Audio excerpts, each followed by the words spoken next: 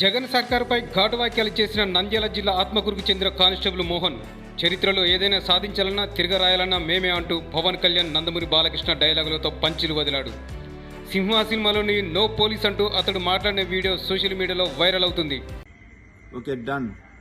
2013 batch commandos ఐ డూట్స్ టీఏలు డిఏలు ఎస్ఎల్ఎస్లు ఇవ్వనందుకు జగన్ సర్కార్ మీద నాకు మండి టీడీపీకి ఫేవర్గా సింహా సినిమాలో నో పోలీస్ పవర్ఫుల్ డైలాగ్ చెప్పడం జరుగుతుంది. Dialogue start camera action. PSPK నువ్వు నందా అయితే నేను సిద్ధార్థ రాయ్. డాక్టర్ ఏంటి మీరు ఇలా చేయడం ఏంటి? ఓ పేషెంట్ బాడీలోనికి వైరస్ ప్రవేశిస్తే డాక్టర్గా దాన్ని ఎలా చంపేస్తానో సమాజం మీదకి వచ్చే వైరస్ను కూడా ఓ పౌరుడిగా అలాగే చంపేస్తాను.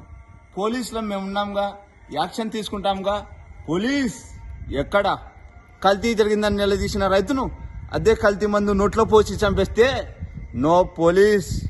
కాంట్రాక్టర్లను చంపేసి టెండర్లు పిలిచిన లేడీ ఆఫీసర్ని తీసుకెళ్లి రేప్ చేస్తే నో పోలీస్. ఇదేంటని ఎదురు ప్రశ్నిస్తే దారుణంగా చంపేసినప్పుడు నో పోలీస్.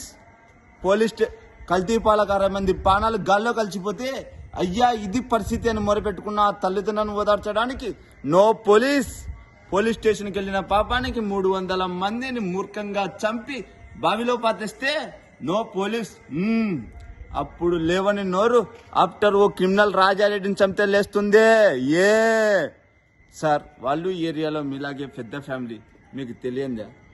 పెద్ద ఫ్యామిలీయా? మాలాగా వద్దో ఫ్యామిలీ చరిత్ర గురించి మాట్లాడొద్దు ఎస్పీ. చరిత్ర అంటే మాది. చరిత్ర సృష్టించాలన్నా మేమే, దాన్ని తిరగ్గా రాయాలన్నా మేమే. రాజారెడ్డి నుంచి జగన్ వరకు వీళ్ళంతా బ్లేడీ ఫూల్స్, మొరగా జాతి. నో మోర్ అగ్నేష్ ఎస్పీ గారు, మీ దగ్గర తేడానికి ఏమీ లేదు.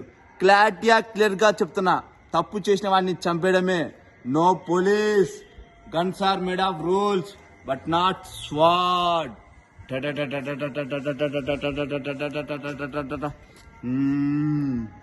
పక్రప ఎస్పీ చౌదరిని రిమూవ్ చేశావా లేదా?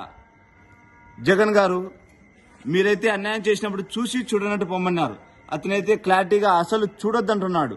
మీ శ్రేయబ్లాస్గా ఒక మాట చెప్తాను సార్. నా సర్వీస్లో నేను కర్నూలులో పనిచేశాను, అనంతపురంలో పనిచేస్తున్నాను. చాలా మందిని చూశాను. ఫస్ట్ టైం ఓ సింహాన్ని చూశాను సార్.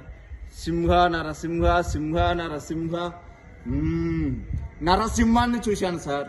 ఉంటే జాగ్రత్తగా ఉండండి, లేకపోతే వెంటనే పిఆర్సీ ప్రకటించి పారిపోండి. వీలైతే